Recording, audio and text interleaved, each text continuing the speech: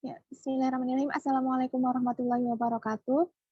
Kami dari kelompok 5 akan mempresentasikan hasil diskusi kami mengenai gagal ginjal kronik yang terdiri nanti ada materi dan juga asuhan keperawatan di dalamnya.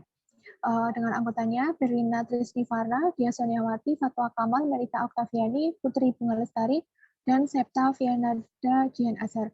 Untuk pemateri pertama yaitu Mas Fatwa Kamal, dipersilahkan.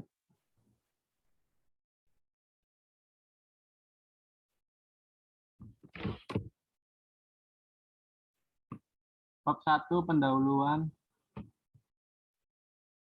Apa didengar? Apa kedengaran?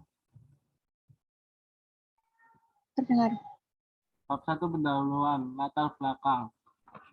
Penyakit gagal ginjal adalah suatu penyakit di mana fungsi organ ginjal mengalami penurunan hingga akhirnya tidak lagi mampu bekerja sama sekali dalam hal penyaringan pembuangan elektrit tubuh, menjaga keseimbangan cairan dan zat kimia tubuh seperti sodium dan kalium di dalam darah atau produksi urin. Gagal ginjal dibagi menjadi dua bagian besar, yaitu gagal ginjal akut atau akut renal failure dan gagal ginjal kronik atau chronic renal failure. Pada gagal ginjal akut, terjadi penurunan fungsi ginjal secara tiba-tiba dalam waktu beberapa hari atau beberapa minggu dan ditandai dengan hasil pemeriksaan fungsi ginjal atau ureum dan kreatinin darah dan kadar urea nitrogen dalam darah yang meningkat. Sedangkan pada gagal ginjal kronis, penurunan fungsi ginjal terjadi secara perlahan-lahan sehingga biasanya diketahui setelah jatuh dalam kondisi parah. Gagal ginjal kronik tidak dapat disembuhkan. Pada penderita gagal ginjal kronik, kemungkinan terjadi kematian sebesar 85%. Tujuan dari penulis makalah ini adalah yang pertama mengetahui definisi gagal ginjal kronik, yang kedua mengetahui penyebab dan faktor resiko gagal ginjal kronik, yang ketiga mengetahui proses terjadinya gagal ginjal kronik beserta kemungkinan komplikasinya, yang keempat mengetahui tata cara penanganan gagal ginjal kronik secara medis dan keperawatan, yang kelima mampu memberikan gambaran mengenai asuhan keperawatan yang komprehensif pada pasien gagal ginjal kronik. Bab 2, tinjauan teori. Kriteria definisi gagal ginjal kronik. Gagal ginjal kronik atau penyakit renal tahap akhir end-stage renal disease atau ESRD merupakan gangguan fungsi renal progresif dan reversibel di mana kemampuan tubuh gagal untuk mempertahankan metabolisme dan keseimbangan cairan dan elektrolit, menyebabkan uremia atau retensi urea dan sampah nitrogen lain dalam darah. Kriteria gagal ginjal kronik yang pertama kerusakan ginjal atau renal damage yang terjadi lebih dari 3 bulan berupa kelainan struktural atau fungsional dengan atau tanpa penurunan laju filtrasi glomerulus atau LVG dengan manifestasi yang utama kelainan patologis, yang kedua terdapat tanda kelainan ginjal termasuk kelainan dalam komposisi darah atau urin atau kelamin dalam tes pencitraan atau imaging test.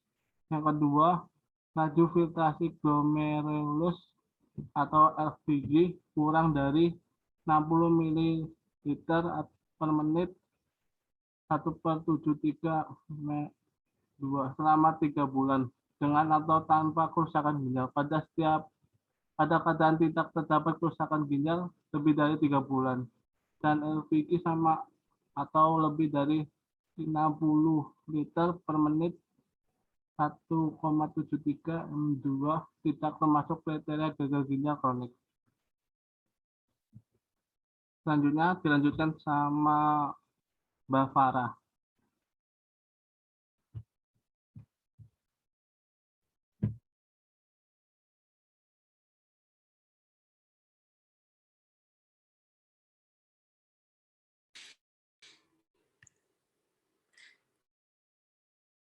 B. Etiologi. Menurut the Kidney Decision Outcome Quality Initiative of National Kidney Foundation, ada 2 penyebab utama dari penyakit ginjal kronis, yaitu diabetes dan tekanan darah tinggi, yang bertanggung jawab untuk sampai 3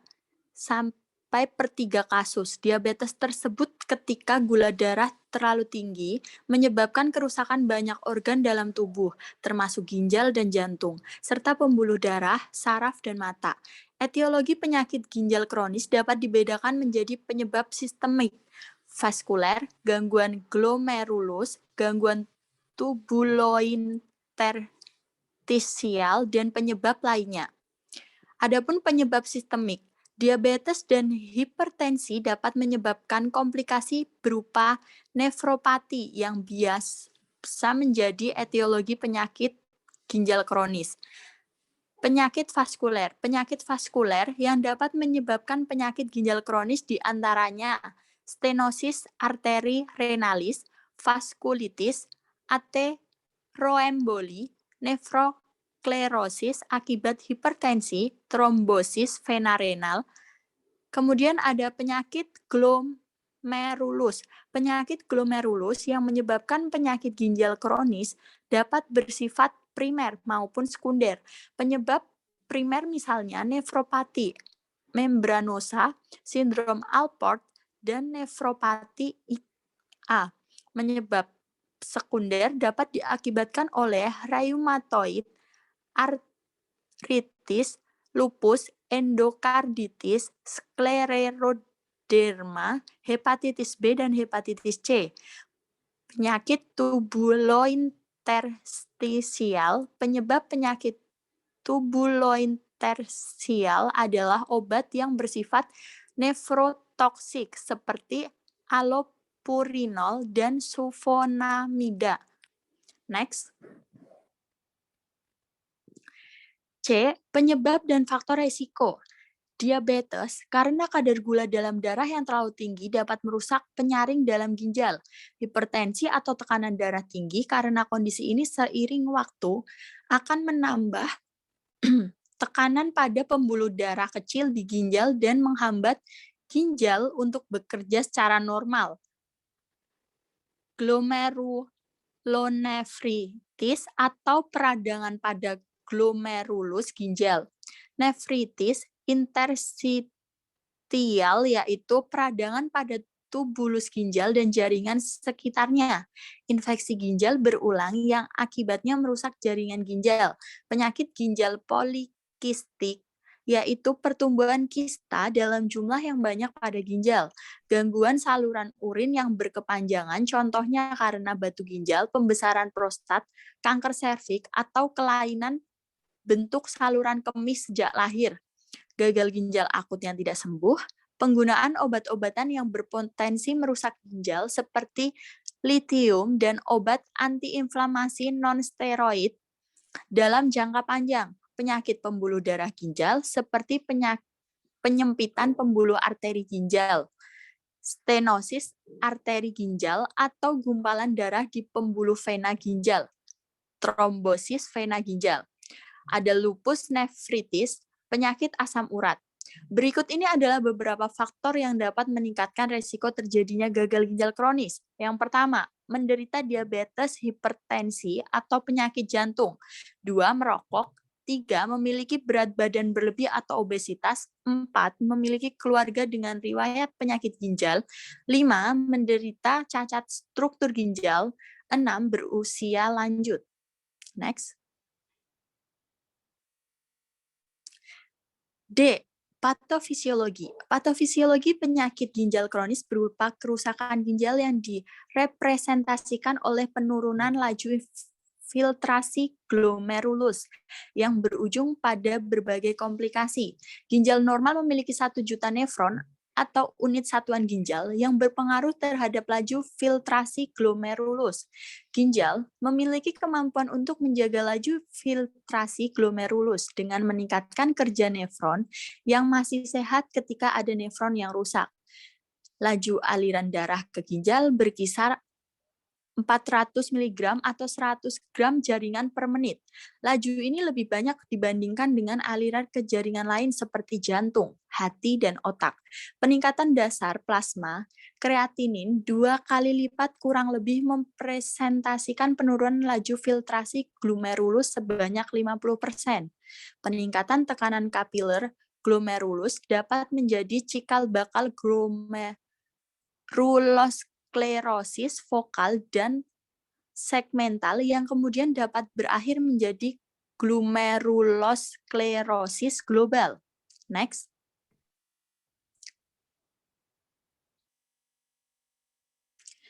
Di sini ada gejala yang ditemukan pada penderita gagal ginjal kronik antara lain 1. Tekanan darah tinggi yang tidak terkendali, 2. Bengkak di kaki dan pergelangan kaki, 3. Buang air kecil menjadi sedikit, 4. Ditemukan urin dalam darah. Selanjutnya akan dibacakan rekan saya. Di sini ada komplikasi. Gagal ginjal kronis dapat memicu sejumlah komplikasi, yaitu yang pertama ada gangguan elektrolit seperti penumpukan fosfor dan hiperkalemia atau kenaikan kadar kalium yang tinggi dalam darah. Yang kedua ada penyakit jantung dan pembuluh darah. Ketiga, penumpukan kelebihan cairan di rongga tubuh, misalnya edema paru atau asites. Yang keempat, ada anemia atau kekurangan sel darah merah. Yang terakhir, kelima, ada kerusakan sistem saraf pusat yang bisa menyebabkan kejang. Next. Di sini ada penata laksanaannya. Yang pertama, ada penata laksanaan untuk mengatasi penyakit gagal ginjal kronik. Menurut Corwin adalah yang pertama ada pada penurunan cadangan ginjal dan insufiensi ginjal. Tujuannya penata laksanaan adalah memperlambat kerusakan nefron lebih lanjut, terutama dengan restriksi protein dan obat-obatan antihipertensi. Yang kedua ada pada gagal ginjal, terapi ditujukan untuk mengoreksi ketidakseimbangan cairan dan elektrolit.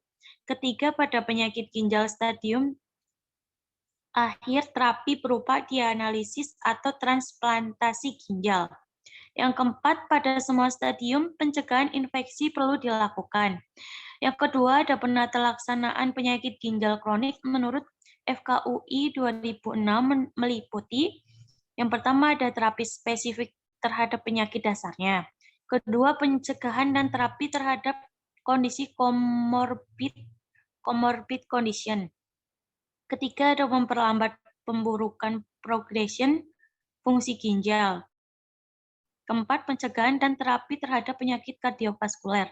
Kelima, pencegahan dan terapi terhadap komplikasi. Dan terakhir, terapi pengganti ginjal berupa dialisis atau transplantasi ginjal. Next.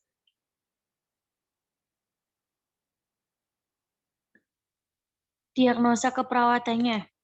Menurut Donges 1999 dan Linda Juel 2000, diagnosa keperawatan yang muncul pada pasien CKD adalah yang pertama ada penurunan curah jantung berhubungan dengan beban jantung yang meningkat. Kedua, gangguan keseimbangan cairan dan elektrolit berhubungan dengan udem sekunder. Contohnya volume cairan tidak seimbang oleh karena retensi Na dan H2O. Dan ketiga, perubahan nutrisi kurang dari kebutuhan tubuh berhubungan dengan anoreksia, mual, muntah. Keempat, perubahan pola nafas berhubungan dengan hiperventilasi sekunder, kompensasi melalui alkalosis respiratorik.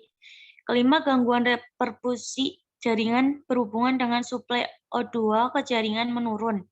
Keenam, intoleransi aktivitas berhubungan dengan oksigenasi jaringan yang tidak adekuat atau keletihan.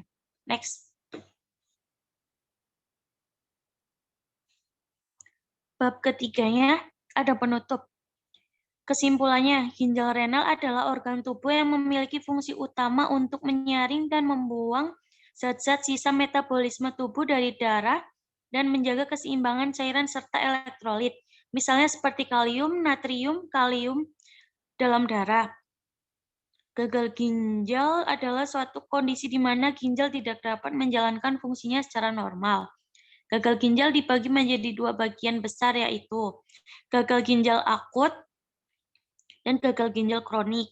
Pada gagal ginjal akut, terjadi penurunan fungsi ginjal secara tiba-tiba dalam waktu beberapa hari atau beberapa minggu dan ditandai dengan hasil pemeriksaan fungsi ginjal, ureum dan kreatinin darah, dan kadar urea nitrogen dalam darah yang meningkat. Sedangkan pada gagal ginjal kronis, penurunan fungsi ginjal terjadi secara perlahan-lahan.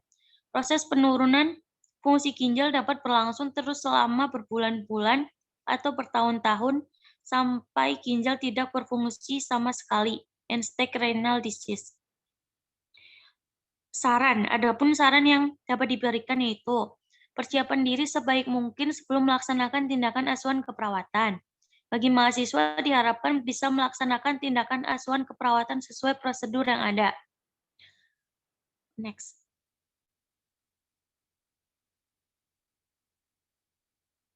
Asuhan keperawatan. Yang pertama ada identitas klien. Identitas klien inisial ANAL, jenis kelamin laki-laki, tanggal lahir 1 Juni 2002, tanggal masuk RS 08 November 2021, nama orang tua NILS, alamat Sidarja, Cilacap, diagnosis medis gagal ginjal, tanggal pengkajian 12 November 2021. Keluhan utamanya, pasien mengeluh bengkak pada kedua kaki, bengkak pada pipi dan perut, kembung. KU-nya kompos mentis, GCS E4, V5, M6. TTV-nya tekanan darahnya 120/80. Suhunya 36,7 derajat Celcius. Respirasi 18 kali per menit, nadi 89 kali per menit. Riwayat masa lampau. Penyakit waktu kecil hanya batuk, pilek, dan demam.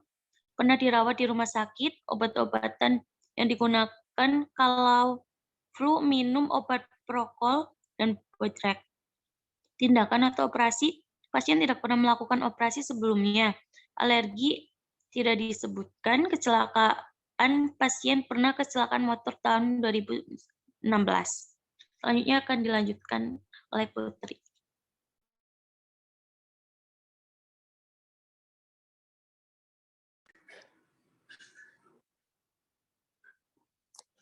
Lalu ada riwayat keluarga. Di sini bisa dilihat ya teman-teman genogramnya. Lalu ada riwayat sosial. Yang pertama, orang mengasuh orang tua. Kedua, hubungan dengan anggota keluarga baik. Ketiga, hubungan anak dengan teman sebaya baik. Lingkungan rumah, orang tua mengatakan lingkungan rumah bersih, masih banyak pepohonan, dan lingkungan tempat tinggal tidak padat perumahan. Next. Lalu ada kebutuhan dasar. Yang pertama ada nutrisi, makanan yang tidak disukai.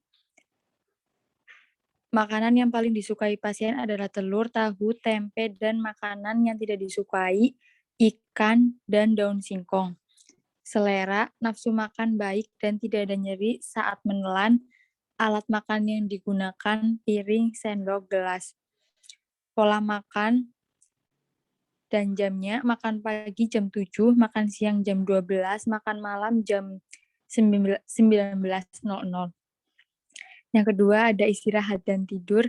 Pola tidur, saat ini pasien tidur malam jam 22.00 dan bangun jam 06.00.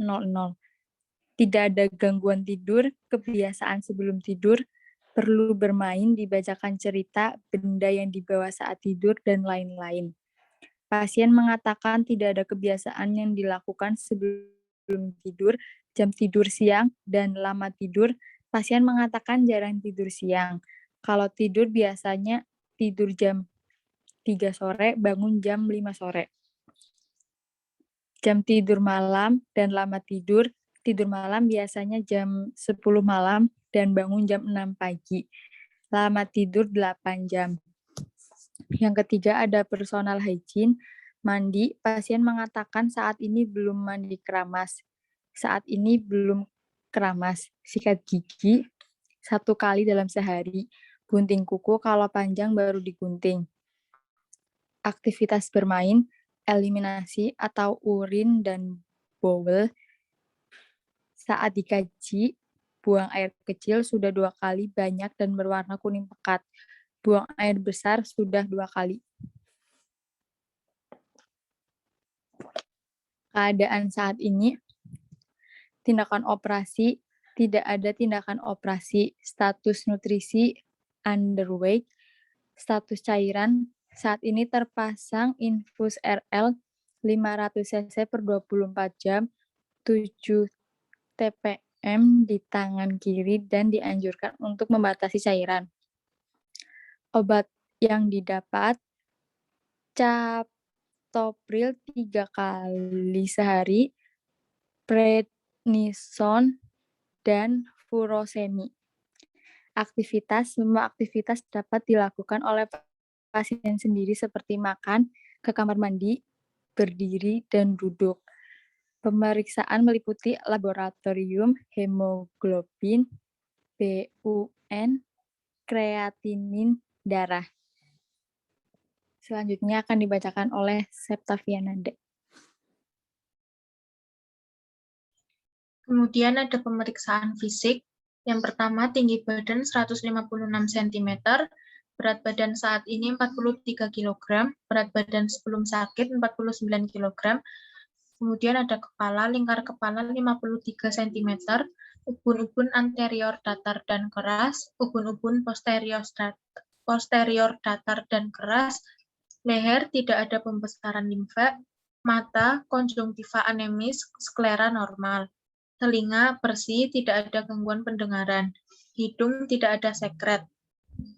Mulut bersih, tidak ada sariawan, tidak ada karies gigi. Dada simetris, tidak ada retraksi dinding dada, irama nafas teratur. Paru-paru, suara nafas vesikuler, tidak ada wheezing atau ronci. Abdomen kembung. Genitalia bersih, tidak menggunakan kateter. Ekstremitas, kekuatan otot normal, tidak ada faktur.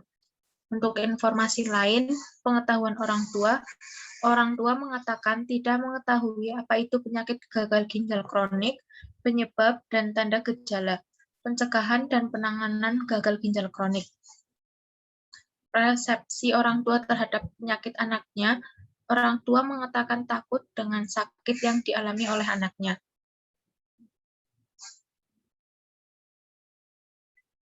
Kemudian analisa data. Yang pertama, data sekunder. Pasien mengatakan bengkak pada kedua kaki, bengkak pada pipi, perut kembung.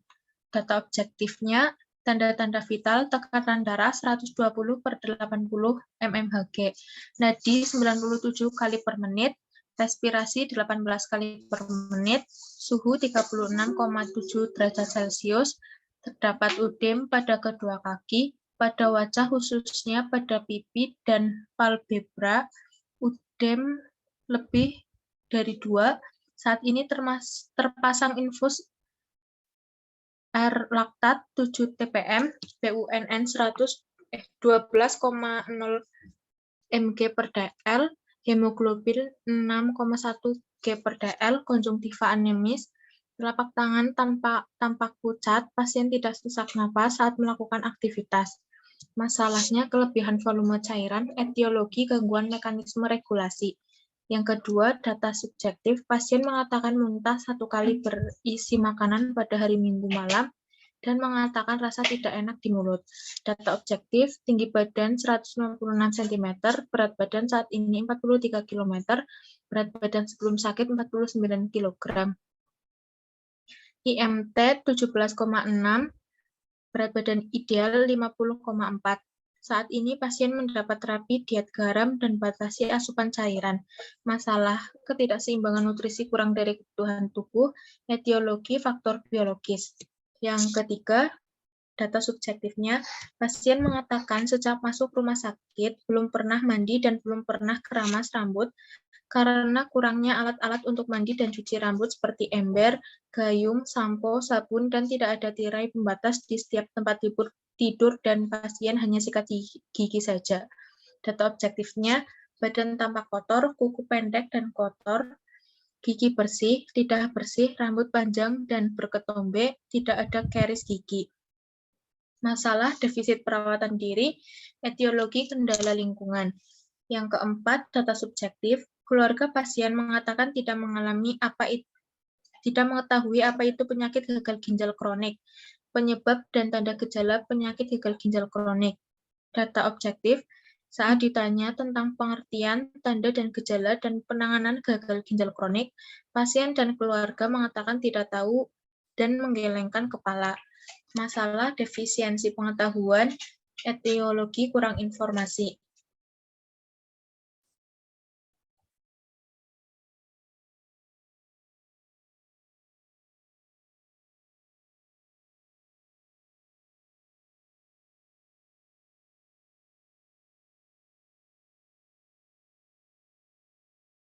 Kemudian dilanjutkan oleh Dia Soniawati. Yang selanjutnya adalah prioritas diagnosa keperawatan. Untuk prioritas yang pertama yaitu diagnosa kelebihan volume cairan berhubungan dengan gangguan mekanisme regulasi. Yang kedua, ketidakseimbangan nutrisi, kurang dari kebutuhan tubuh. Yang ketiga, defisit perawatan diri. Dan yang keempat adalah defisiensi pengetahuan. Next.